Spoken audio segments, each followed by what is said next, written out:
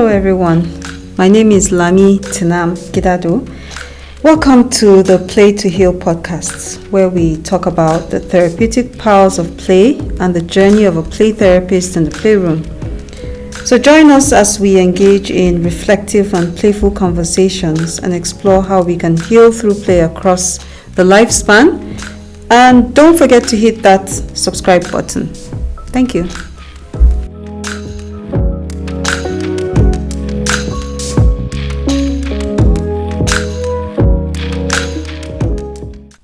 Hello everyone, you're welcome to Play to Heal podcast. Yes, with Mrs. G. Today we'll continue from where we stopped the last time. I know most of you will be thinking, oh, where did we stop? If you don't know, that means you would need to go back to the first podcast to check out where we stopped. Welcome, Mrs. G. Thank you. Thank you so much. Yes, so great to have you here again. The last time we were on here, we spoke about having a practical section with Mrs. G. I must confess, I did have one. If you haven't, please, you need to sign up. You need to sign up. Okay, so today we'll be talking about brain development. Yes, and in between, we would also be talking about the subconscious and how the subconscious might be affecting how we act and how we behave, right? Yeah. So. Yeah. Yeah, well, just for a general overview on that, the brain is very interesting. The brain is just, we mentioned last time how the brain is highly organized, but not just that it's very complex. And we talked about the fact that, researchers and neurologists are still studying the brain because of how complex it is. But one thing we know for sure is the fact that play changes the brain. So when we play, we develop new neural pathways. The brain learns through the senses. It learns through all the senses. And so when we explore with all the senses, it is doing something to our brain. It is changing the brain, The same way with trauma, when you experience a trauma, your brain records it, using the senses. And because of that, it doesn't forget that trauma. It is recorded. So that's why when there are triggers, you sort of re-experience that trauma. Many of those traumas and stuff that have happened to us are recorded in our subconscious mind. It is kept in our subconscious mind. So what play does is that it gives access to that subconscious mind so that we are able to bring it up from the subconscious mind and to sort of deal with it. Yeah. So your brain sort of lights up when you can use metaphors. So for example, if I ask you, how are you feeling? You might just say fine, or you might say something like, I'm okay. But if I ask you to show me how you're feeling, using some of the tools that I have in my play therapy room, that's the toys, books, and art supplies, and every other thing that I have, you may be able to explore more by showing me how you're really feeling. So you might pick something that shows me what is really going on in you, which you're not able to do with words. So the metaphors that you use helps you to communicate your emotions, your experiences more than if it were with words. Yeah. In fact, if I ask you to just talk about it, you might be very nervous about it, that you will not even be able to express it. But if I ask you to show me, you will do it in a way that, you feel like you're just even playing or exploring, but it's bringing up something. Wow. Wow. That's profound. That's really profound. me thinking about it, I'm just thinking about the session that we had, Mm-hmm. right? Like I said at the beginning, we actually had a session and it really went well. When I was asked to pick things that explains how I feel Mm-hmm. at the moment, I looked around the room and I had to think and think and think and think, and I coming to the room at first, I never knew that what I picked was actually what I was going to pick. Mm. Yes, somewhere in my head I was thinking of picking a car, but I was asking myself, can the car really explain how I feel? Yes, so that's like part of the reasons why okay, I picked what I picked, yes, to explain okay, this is how I feel at the moment, right? Yeah. Yes. So just a quick question on that. Is it possible for any boy at all to explain how someone feels? Like, is it possible for somebody to use, no matter how random the toy is, or based on how the person is feeling, will that sponsor the person's decision to pick a particular toy? Okay. Before I answer that, can I ask if you feel comfortable with me saying what you picked? Yes. Okay. Yes, definitely. Okay. So you picked two soldiers, Yes. right? Holding guns. Yes. Right? Two soldiers holding guns. Yes. And you put them in the sand tray. Yes. Right? One was in front of the other. Yes. And the first one was backing the second one. Yes. And initially you asked me, should you put them lying down or should they stand, right? Yes. I think you Yes, asked me yes, that. I asked. And I said whatever you want to do, and then you put them standing, but one was in front of the other. The other, yes. So, and I'm sure for you just fix them anywhere, right? So before I explain what that meant, you're asking if something can just be random. Yes. Let me tell you, while you were saying, I didn't even know that you thought of picking the car. But while you were talking about picking the car and everything, I was thinking, well, it would have told me the same thing. Wow. If not even more. Wow. So as we're going further, I'll explain why it would have told me the same thing. But yes, there's nothing random about your choices. Wow. So whatever you pick says something about what is going on with you. So that's how the subconscious mind works. Whatever it is that we pick, I mean, even if it is, say you go to buy a shirt, the shirt you pick will say something about your personality or the kind of work you do, yes, or family life. Or it can even be that you picked a shirt because you're thinking of a particular vacation. yes. It says something about you. Yes. So it's not random. It's not random. Yes. So it's the same thing with the toys that you pick in the play therapy room. There's nothing random about it. Wow. Yeah. Wow. This is interesting. Yeah. Because I was just curious about the fact that, okay, if I had picked a different thing, was it going to, still say the same thing?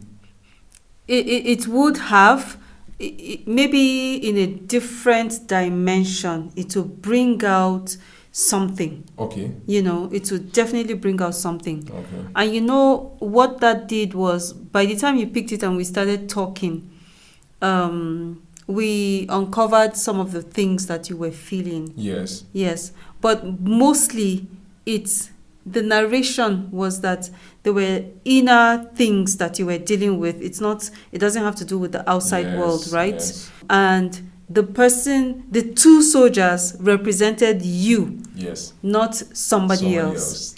So you see, the way play therapy works, somebody might come and look at it and say, oh, these are two soldiers. But as a play therapist, and because I'm experienced, I know from questioning you and all of that, I knew that those two soldiers represented you, different parts of you. Wow, that's profound. Yeah, play therapy is interesting, isn't Yes, it? it is. Yeah. Yes, it is, Mhm. definitely. Mm. So, we said we are going to talk about the subconscious, Mm-hmm. right? Mm. So, do you mind sharing a little bit about the subconscious? Then, I think we'll talk about the example of what happened in the play therapy, and then, Yeah. yes. Yeah. So the subconscious mind, what happens to us is that, like we said about the brain being complex, but at the same time is a gift for us, Yeah. So when we have experiences in life, the brain has a way of taking care of us, like protecting us, Okay. so that we feel safe. So the brain would help us to put it under, when you put something under the carpet, Yes. right? So that's what the brain does. It's like it just pushes it into the subconscious mind, so that it protects you from always thinking about it and dealing with it and making your body feel uncomfortable and all of that. So it just buries it somewhere. It's not completely gone, but still it affects your life. It affects how you carry on with your life and everything. So it's important for us to be able to dig into that subconscious mind, to pull things up and to deal with them, so that we live to our fullest potential. Yeah. Wow. Wow. So, I think I'll just delve into like the practical session, because from the last episode we promised a practical session. So just like Mrs. G just said, I was asked to pick two toys and I picked two soldiers. Wow, I was feeling like a fighter. Yes, and I did. And from that activity, I think we found out that for some reasons I was being anxious, but could not place my hand, probably around what exactly was making me feel anxious. And after that, we did an activity, yes, that had to do with timeline. Yes, for me to talk about or write about what my life has been since they gave birth to me. I won't tell people the year. Since they gave birth to me. But it was interesting to find out that a year after I was giving birth to, that was when Mrs. G was finishing. It was interesting to find out. But though that was interesting. So I think I have a question from that, right? So depending on the clients, are they different, or let me say in play therapy, are there different activities that you would use depending on what you are perceiving might be the issue? Are there techniques for, maybe if I feel like a child is being hyperactive, is there a different activity or a different technique I will use to address that, and so on? Okay, so it depends on two things. One, it depends on the experience and qualification of the therapist.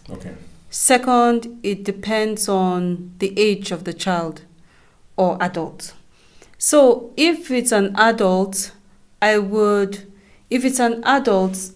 sort of prescriptive. So I might pick on the activities that person would do based on why they're even coming to see me. So whether it is a young adult or an adult, so anything from maybe 19 years and above, I would prescribe what they would do in the play therapy room. But if it is a child, it is child-centered. So the child is allowed to choose whatever they want to do. Yes, no matter the condition, they're allowed to choose whatever they want to do. Now, the reason why I said it also depends on the qualification of the therapist is that if you're an experienced therapist, you can also, here and there, you can also be more direct by choosing some of the activities that the child would do. So, for example, what I do with my clients is that I allow them to be to make their choices. But when I have maybe just about 3 or 4 more sessions remaining with them, I am prescribing, telling them, okay, this is what I would like you to do. These are the activities I would like you to do. But that's how it works. Wow. Yeah. That's interesting. Yeah. So like what I asked you to do with the sand and the timeline, because you are an adult, and also to make you feel comfortable, because as adults we are also very careful who we share with, what we share, and everything. So the first thing I asked you to do was the sand. You are unassuming at that point, right? You're not expecting anything much. I had no idea. I had no idea. Yes, you had no idea what was even going to come from there, yes. and the things that I said, right? Yes. And how you were also able to process and reflect on the things I said. So that's how it is. Wow. Wow. That's interesting. So I think it's okay if I give you a rundown of how it went. Yes. Okay, so as I was saying, after the activity, after writing the timeline of how my life has been since they gave birth to me, which I'm not still telling you guys she noted down some things which I had written on the timeline, and these things kind of showed me some reasons why I might be feeling anxious. And we went even deeper. I never knew that we were going to get there. We went even deeper there was something that actually happened when I was in nursery school that I did not even think about when I was writing the timeline. So, we went deeper, and I found myself remembering, okay, there were 2 things that actually happened that were significant in my nursery school. Number 1, which was a man came to school and he claimed that my dad sent him to pick me up. So the teachers were fighting. They're like, no, we've never seen you before. So there's no way you just come from nowhere and say that, his dad sent you to pick him up. That happened, and I went back home. The guy's face was actually on a calendar in our house. But, okay, I was thinking that by the time my dad came back, because of course, there's a calendar in our house that has the guy's face. I was thinking that my dad would be able to point out and say, no, I sent this person. But my dad came back home from work that day and said he didn't send anyone. Right? So we pointed that as a significant event that happened before. Now, there was another when we were learning how to draw in a fine art class in nursery school. And if you don't get your lines perfectly, the teacher would use, that yellow wooden roller, yes. They use it and hit it on the back of your hand. Or for some people that will resist, they would use it on their head. So, it was then Mrs. G started to point out to me that those were actually traumatic events, right? So, Mrs. G, do you mind to say more on that? Yeah. So, that is... those 2 activities that we did sort of began to work on Sam's unconscious mind and bringing them up, bringing those events up. So the timeline that he did, so for each year, he's writing anything that pops up to him, anything that is popping up. And so that activity is just helping him to reflect. For that to come up, it means that it was important, for it to come up for you. And so we usually don't understand that children also go through trauma. Yeah. And for a child, you can imagine, okay, I want to make a connection between him saying that he feels anxious now and even his childhood. So you can imagine what it means for a child in nursery, having gone through this experience, the 2 experiences of someone wanting to come and pick him up. It's like someone is coming to kidnap you, isn't it? Yes. That was kidnapping. That's what it was. That's what it was. Someone was coming to kidnap you, and you were a child watching all the parents talking, all the adults talking and saying no and all of that. They were expressing emotion, and that confusion, you don't know. Yes.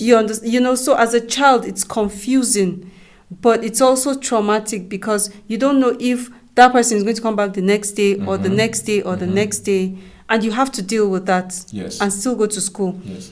And then the one of the teacher also hitting you because you're not, writing properly or something. That experience also is traumatic because she inflicted pain on you. Yes. And so you don't know if you're going to face that same experience the next day and the next day and the next day. So you're going to school with fear, right? So what happens is that fear translates into anxiety. Yeah, because if you feel fearful, you're going to be anxious. So your brain has learned how to be anxious. Wow. Yes. From those events. From those events. So whenever you are faced with uncertainties, whenever you're faced with something you're not sure of, something that is unpredictable to you, you are going to feel anxious. Wow. So that's what your brain has learned, and that is what you are expressing is happening to you now. When you think about the future and not knowing what to expect from the future, you feel anxious. So your brain learns from that. That's right.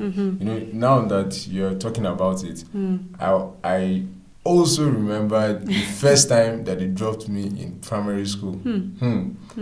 When they dropped me in primary school, I was when they took me to my class, when I saw that my parents were leaving, I started running. I was running, and the kind of, there was a way our school was fenced. It was more like the parking space where the parents come in. There was like a barbed wire that separated the main school from where the parking space was. So I was running and following the car, like passing the barbed wire till it went out of the school. And I also remember that happening in my secondary school, in my GS1. Yeah. They dropped me in school, in boarding school, and I was crying. I cried and cried. I think I even cried to sleep. Yes, I cried myself to sleep, and it was one of a friend. I think I remember him, Abdul Hakim. That was his name. Yes, he was the one who even taught me how to knot tie. Like for the first time, it was my classmate. Until I met with him and we started to relate before I kind of felt comfortable. But guess what? Even after then, like up until my GS3, they would drop me in school, and I'll feel like following them back home. Definitely. Yeah. Because you're going away from your place of safety. Yes. And you have had traumatic experiences where other adults have made you feel unsafe. So definitely when you go to a new place where you're not sure what to expect, that feeling is going to come back again. Yeah. And what adults don't realize is that children have big feelings too. We're not the only ones that have big feelings. It's not only adults that have big feelings. So we just say, oh, he's a child, he will get over it. But if we don't help the child to deal with those big feelings, they will carry on onto adulthood where we're not sure how to deal with them. Wow. So you can see how from childhood, from when you were in nursery, you just learned how to be anxious in new spaces and with new people. Yes. So that's understandable for you to feel that way even now. When as an adult you have to make big decisions. Yes. You have to make a lot of changes. You're growing. You have to grow up. Yes. Right, and all of that, and all those things can be scary. Yes. Scary things which can cause us to be anxious. Wow. Wow.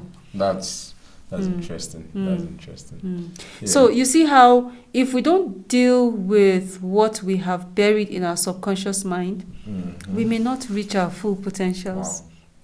Wow. We can just keep going round and round in circles, dealing with surface things. Yes. And not going to the root. Yeah. Yeah, so that's Yeah. So.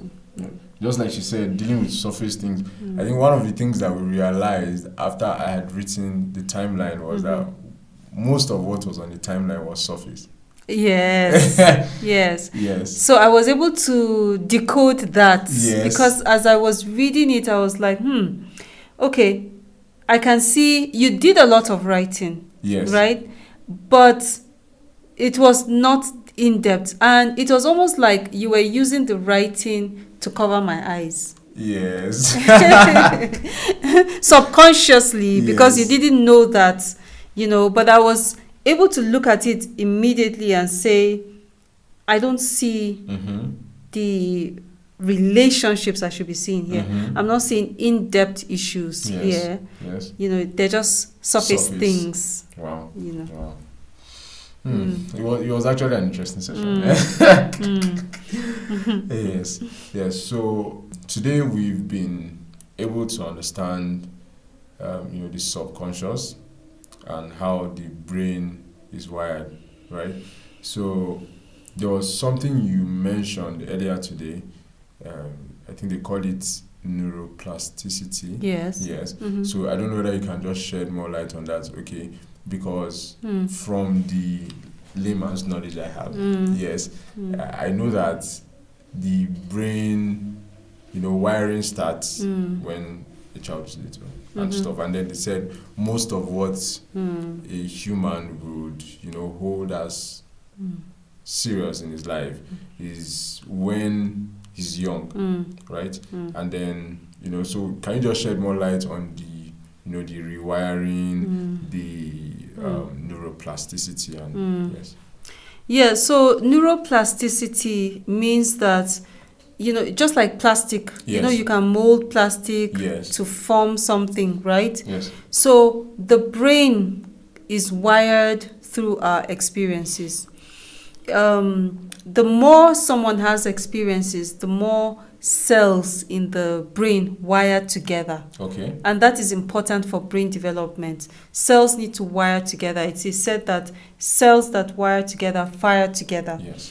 So the brain needs that change. It's just like when you learn a skill. If you don't use that skill, you will begin to lose it. Yes. So you use it or you lose it. Wow. So if, for example, you learned how to sew at the age of 15 and you never went back to it, if you want to go back to it at the age of 30, you cannot compare yourself with someone who has been on it for the past 10 years. Yes. It will be like you still have to do some brushing, for you to learn it. So the more we do certain activities, the more our cells wire together. Yes. That is simply what brain plasticity is, neuroplasticity. And so when we have experiences that are negative, our brains actually wire together.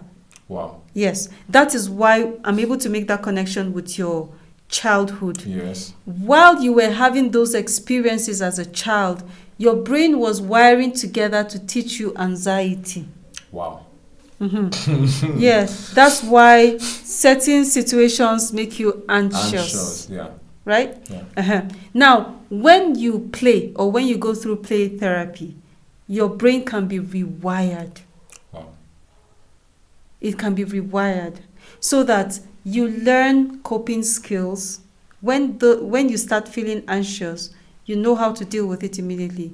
Yes. So instead of allowing anxiety to overtake you, you have other activities that will overtake that. Yes. Right? Yes. So then your brain can be rewired so that it no longer feels anxious, but it knows how to cope with all the thoughts that come to you. Wow. Wow. So that's basically, in layman's language, that's what brain need. Plasticity is all about. That's what we need. Thank you very much, Yeah. Mrs. G, for today.